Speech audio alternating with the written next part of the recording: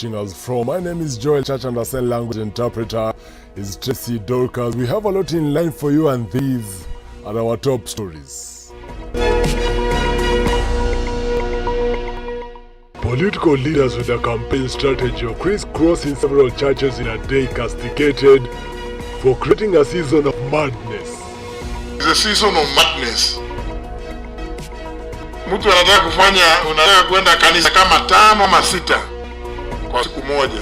The battle for Nairobi County's gubernatorial seat continues to intensify, with Westlands Member of Parliament Tim Wanyonyi entering the race.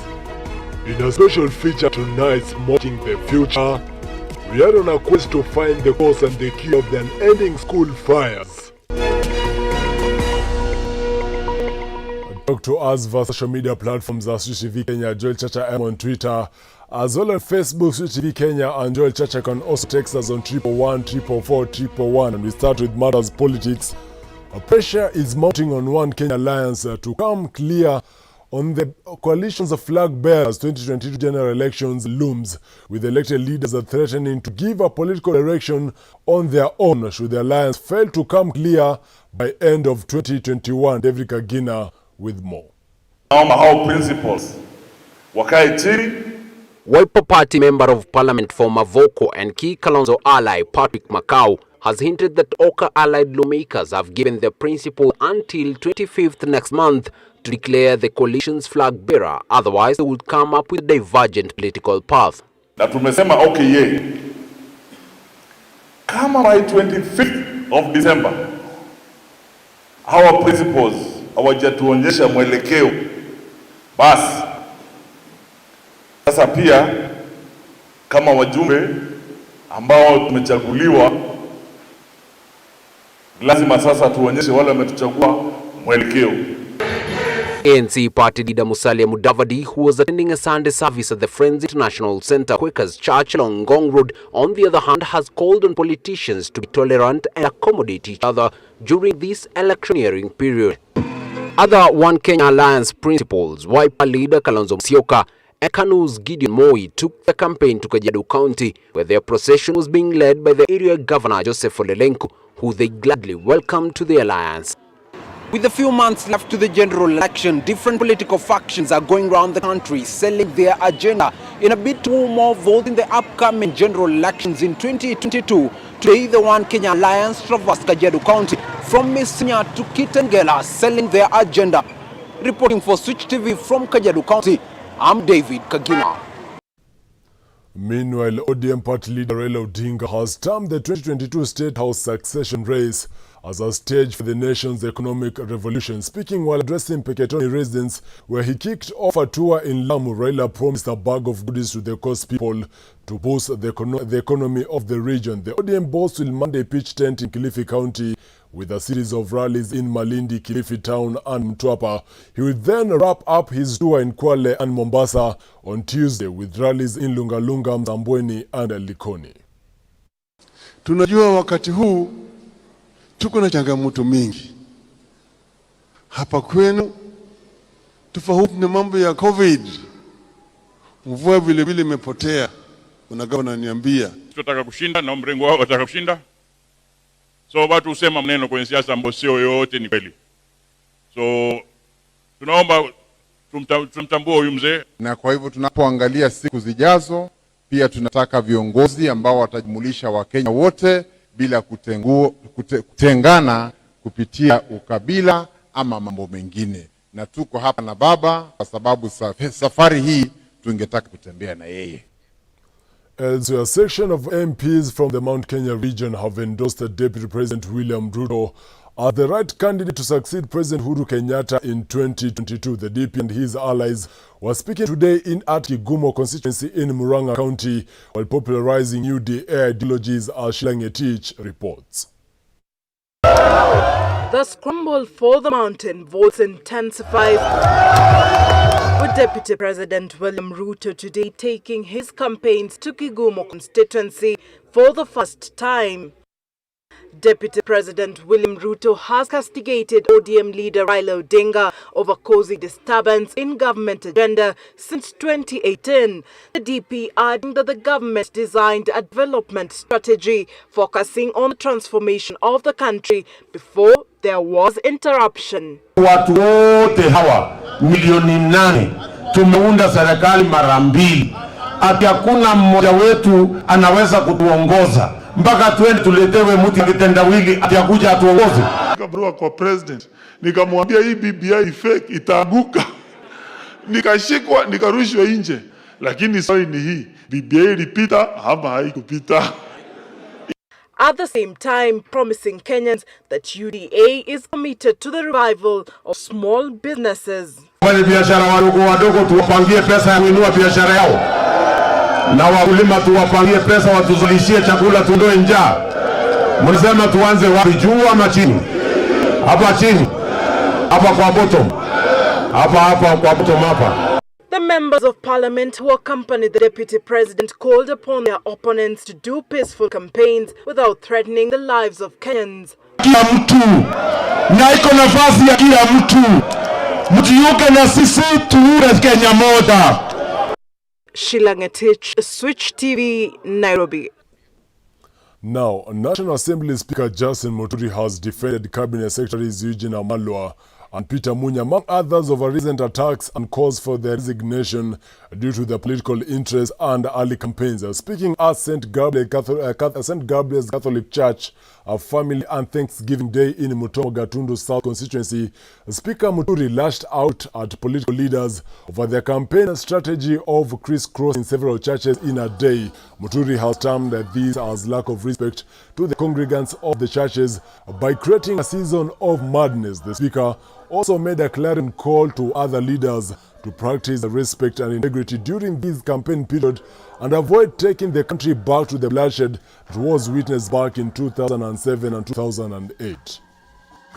Sasa naona watu wengine wanasema mawaziri wafanye mawaziri. Wacheni tu hata wao wazungumze. Even ministers have views, they have opinions. Ama mna gani? After all, wamepewa kazi na rais. Kwani wametoa kazi wapi?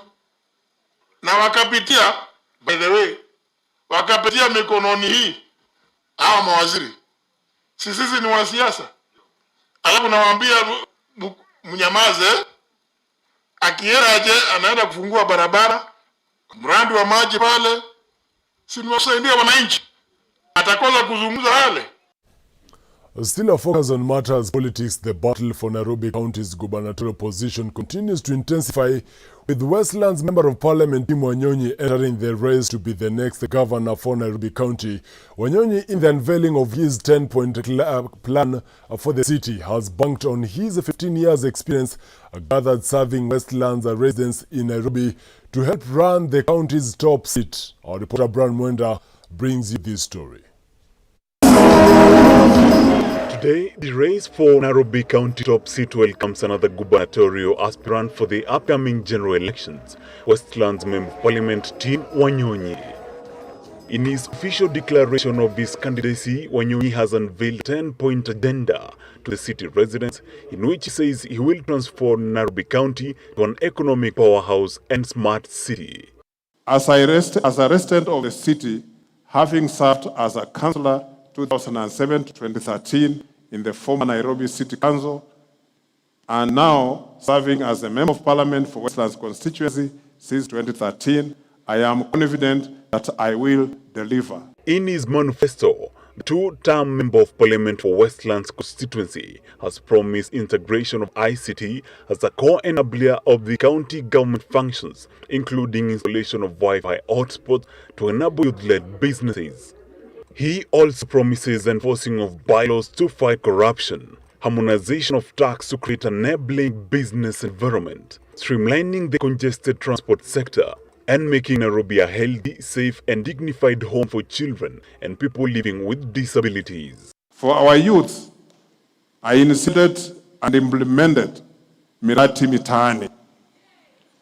This is what has been copied by the Tanga Tanga team and calling it bottoms up. the MP will be competing in the party primaries for an ODM ticket, has also received endorsement from more than 12 city members of County Assembly in Nairobi County, both from ODM and Jubilee parties. Vile senior amesema tumekuwa na sarakasi nyingi na Nairobi, hata hii mkwajo nilipata huko. Kwa hivyo tunataka mtu kama huyu ambaye atalinda watu walemavu, ambao atalinda akina mama. Unasikia ameanzisha mambo za merry-go-round na vitu hivyo vyote. Kwa hivyo huyu ndio tutasimama na yeye. You are a true student of the Honorable Raila Odinga, because he has also demonstrated to us that you can make friendships even with the people who hate you the most, or people who even wish you bad. And I know that there will be no division whatsoever in the party when it comes to the decision of who's going to be our candidate for governor. Tim Wanyonyi is the first in persons living with disabilities to run for the Nairobi County top seat. 15 years serving Nairobians, Tim Wanyonyi now banks on his experience to run the embattled county. Brian Mwenda, Switch TV, Nairobi. Before shifting gears to matters ahead from that particular story about the mounting pressure on One Kenya Alliance to announce its flag bearer, Amani National Congress party leader Musalia Mudavadi has now said that the One Kenya Alliance will announce its presidential candidate early next year. Musalia Mudavadi has said that One Kenya Alliance will announce its presidential candidate early next year. We now shift gears to matters health. As Kenya celebrates World Diabetes Day, the Ministry of Health, through the national government, has come out with a platform to educate on ways to curb diabetes in the country. This is due to high number of deaths of patients with diabetes. Damaris Nyambura with more details. The national government, through the Ministry of Health, starting next year, will launch a special platform in Kenya that will help educate health workers on ways of curbing diabetes. This is after the statistics show that Kenya has high death rate number of patients with diabetes. World Diabetes Day celebrations ni siku yenye tunakuja pamoja kukumbusha watu about the awareness of diabetes ama ugonjwa wa kisukari. So we increase the awareness ya ugonjwa wa kisukari. So tunakuja hapa tunasomesha watu mambo ya kujikinga na kupata ugonjwa wa diabetes, because kuna njia zenye mtu anaweza jikinga kupata ugonjwa wa diabetes. Speaking at the World Diabetes Day event, Zakaria Ndegwa, an officer of non-communicable diseases, has said that over 1 million adults and 20,000 children are living with diabetes. The Ministry of Health has organized a program that will help educate health officials on matters concerning diabetes. The program will focus on educating health officials from dispensaries to bigger hospitals. Hiyo program ambayo tunataka kutrain, tunatrain mara 3. Train ya kwanza tunatrain au kusomesha community health care workers. Hao ni madaktari wa nyajani. Tunatrain madaktari katika kaunti zote kwamba hawa madaktari wa nyajani wanaweza ingia manyumbani waongee na wananchi ili wananchi wajitokeze wapimwe ama pia wazuie. Hiyo ingine ya pili tunatrain health care workers wale wako level 2 and 3. Kenyan leaders have urged all Kenyans to visit health facilities in order to check their health status as a day to mark World Diabetes Day. Reporting for Switch TV, my name is Damaris Nyambura. Thank you, Damaris Nyambura. 12 minutes now, 7 p.m. We're due for a short commercial break. But before that, some good news to motorists. The Energy and Petroleum Regulatory Authority has said that the fuel prices will remain unchanged for the next 1 month. The fuel prices will remain unchanged for the next 1 month. Indeed, it's a good news to all motorists out there. I will take a short commercial break. We'll be back with a special feature tonight that is Smoking the Future.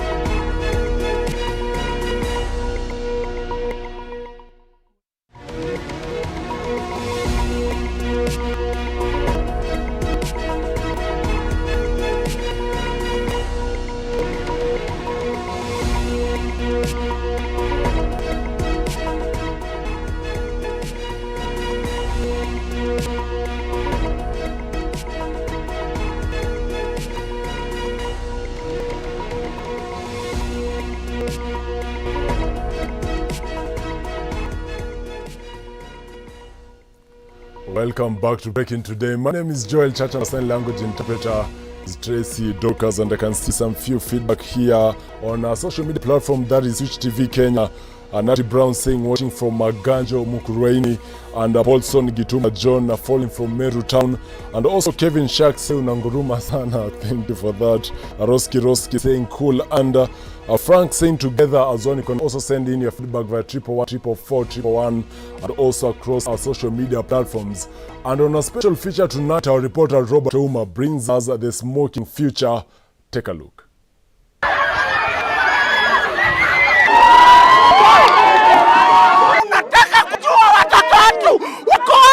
Tunafunga hii shule. For the better part of this year 2021, amidst COVID-19 pandemic hitting and tampering with normalcy of activities across the globe, there has been a silent pandemic that continues to eat greedily inside the Kenyan education system, and especially secondary schools. In our quest to find the cause and the cure of this pandemic, we undertook a very deep study to find out the reason for the unending school fires. My name is Robert Ouma, and this is Smoking the Future.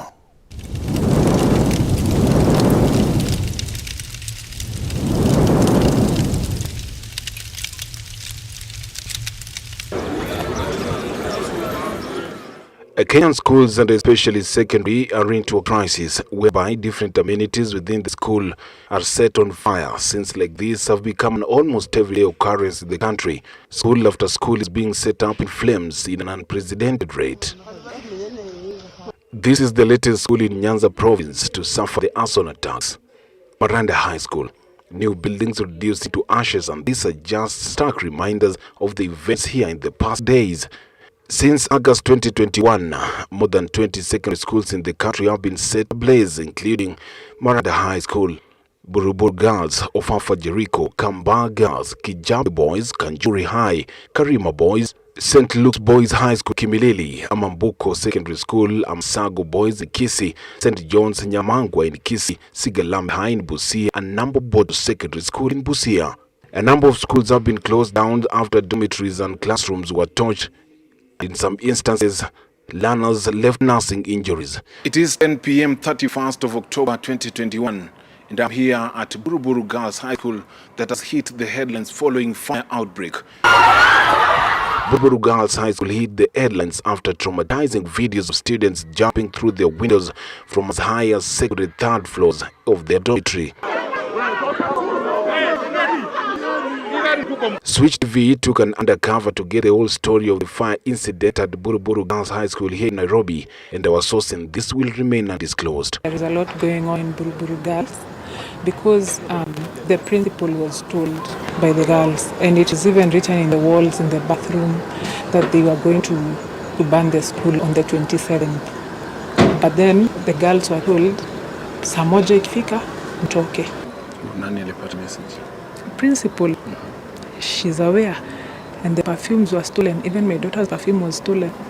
That is what they used to start the fire. On the 20th September this year, there was crisis at Ofafa Jericho in Makadara constituency here in Nairobi. Properties worth millions of money were reduced to ashes, and these are just the remains of the destruction. Some of the various reasons given for the school fires in the country include overloaded school curriculum and low teachers' morale, drug abuse, reactions to pressure of exams, disaffection between teachers and students, protest against the school diet, psychosocial issues, pure criminality, poor school management, poor parenting, poor communication, and peer influence. The list of the endless school arsons this year alone continues. Moi High School, Kabarak, Nakuru, Moi Girls High School in Marsabit, St. Paul's High School, Ringa Boys High School, Gendia Boys, Osingo Mixed, Dr. Kraft Memorial in Kilifi, Malidi High in Kilifi, Kambolecho High School in Narok County, Kibirigwi Girls in Kirinyaga, Kajianduthi Secondary School in Tharaka Nithi, Kiriani Boys in Tharaka Nithi, and Muthambi Boys in Tharaka Nithi County, just to mention but a few. These are students who are home for 1 year. Now you've put everything into 1 year that they're supposed to do. Back to Buruburu Girls fire incident, our source tells us that the students had given the school administration prior warnings, but their cautions were taken lightly. There is a girl who almost committed suicide in this school. She cut herself. She was found in a pool of blood. We were never told. This time, yes, they do things they don't even tell us. Our efforts to get the response from the administration on this fateful night concerning the allegation did not bear any fruit. The education system in the country therefore have been putting more and more pressure on teachers and students to recover the time lost in the pandemic in the effort to complete the syllabus.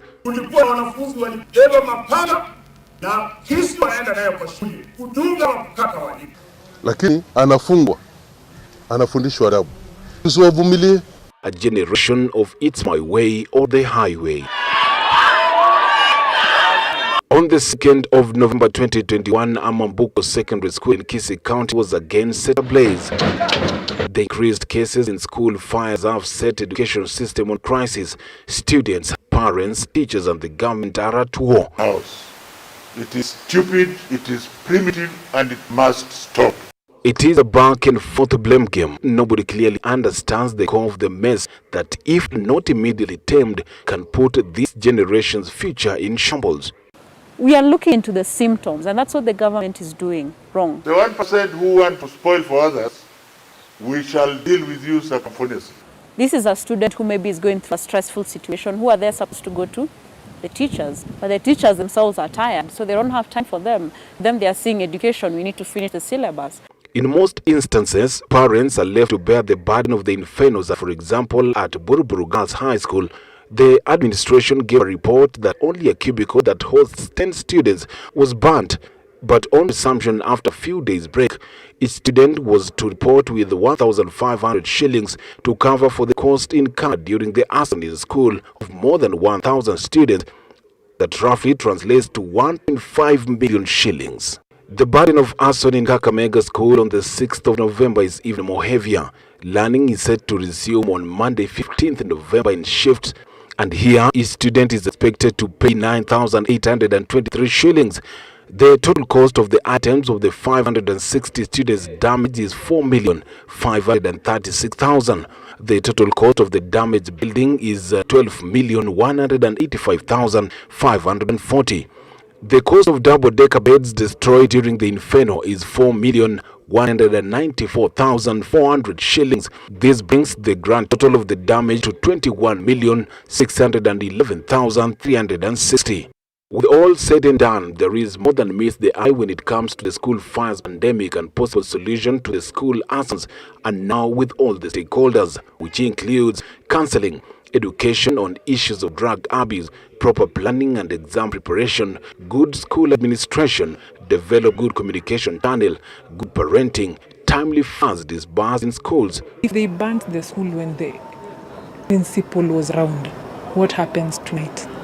Meanwhile, the blame game has been laid on the crash program whose intention is to recover the time lost during COVID-19 pandemic. But is this really the issue or a scapegoat?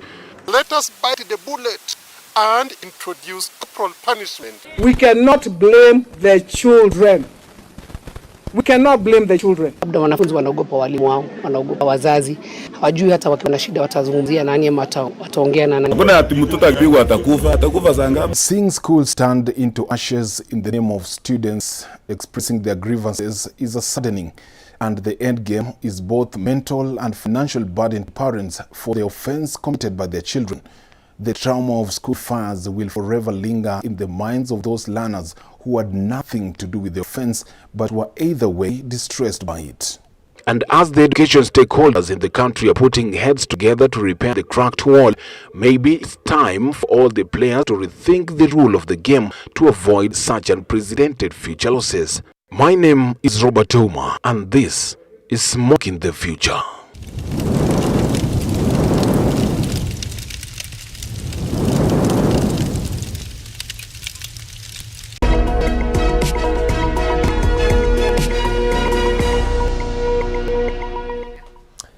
A very good evening, and it's a good day for sports. Now, to start us off, the Kenya Simbas have been clobbered 60-24 in the Stellenbosch Challenge semi-finals, match 2 by Namibia in a heavy contact match that started out pretty well for Kenya, maintaining a proper first-half structural form despite Namibia drawing fast blood in the opening minutes of the game through an expansive wing play, but Kenya responded later on with Kenya 7-star Vincent Onyala taking matters into his own hands, breaking Namibia's backline defense to cross the chalk line twice in the first half, but that wasn't enough to save the Simbas' drowning ship, since Namibia capitalized on their strong lineouts, driving them into the score 3 second half more tries. A few minutes ago, but this time he goes over for his own.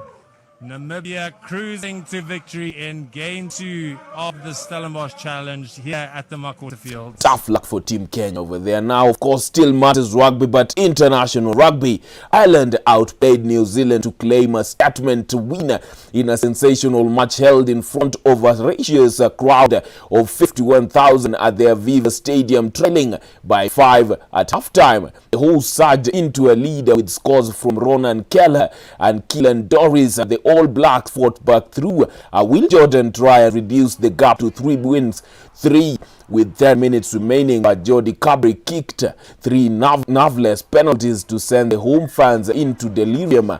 Earlier, James Lowe had given Ireland a fast-half lead before Cody Taylor's try, so the All Blacks head into the break with their noses in front.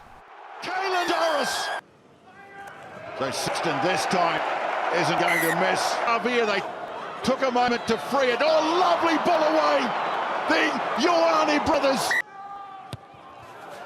And he struck it pretty well. Now let's shift our gears to matters football, where holders France reached the 2022 World Cup finals with a match to spare after 4 goals from Kylian Mbappe, helping them to an 8-0 home win against Kazakhstan in the Group D qualifier. The result left France top of the group on 15 points from 7 points, 4 ahead of second place Finland, who they visit in their final match on Tuesday. Karim Benzema added 2 goals, while Adrien Rabiot and Antoine Griezmann netted 1 each to seal France's berth in next year's 32-nation tournament in Qatar. Ainda Diaby na grande área, ainda Diaby está de canto para a França e o cabeceamento 6-0 é cabeceamento entre os postos. Tira Griezmann 7-0. And still on World Cup qualifiers, Belgium qualified for next year's World Cup finals and kept up their unbeaten qualifying run as they beat Estonia 3-1 to Brussels. Roberto Martinez' side, semi-finalists in Russia in 2018, climbed to an unsensational 19 points in Group E as Christian Benteke scored early with Yannick Carrasco and Thorgan Hazard added second half goals. Belgium joined Brazil, Denmark, France and Germany among the first 5. And Benteke just has to be so far tonight. Carrasco, that's it. Sapnen again, he's done well, the Courtois save, and in! Eric Sorga with the rebound for Estonia. De Bruyne, flipped up, 3-header, 3-1. Thorgan Hazard with Belgium's third, and the 2-goal advantage is restored.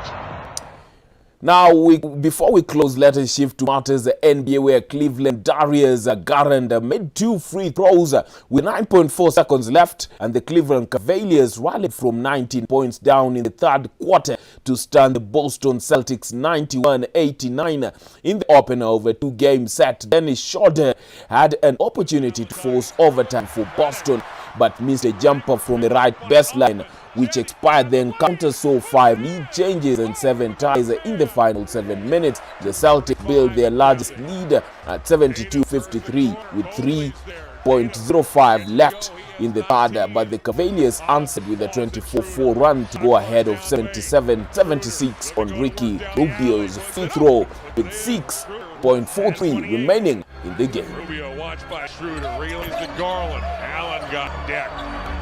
Mobley with his back to Tatum. Mobley toward the basket, lays it in, he makes it. Now that's your sports update. I'm Ronje Kusimbe. Back to you, Joel.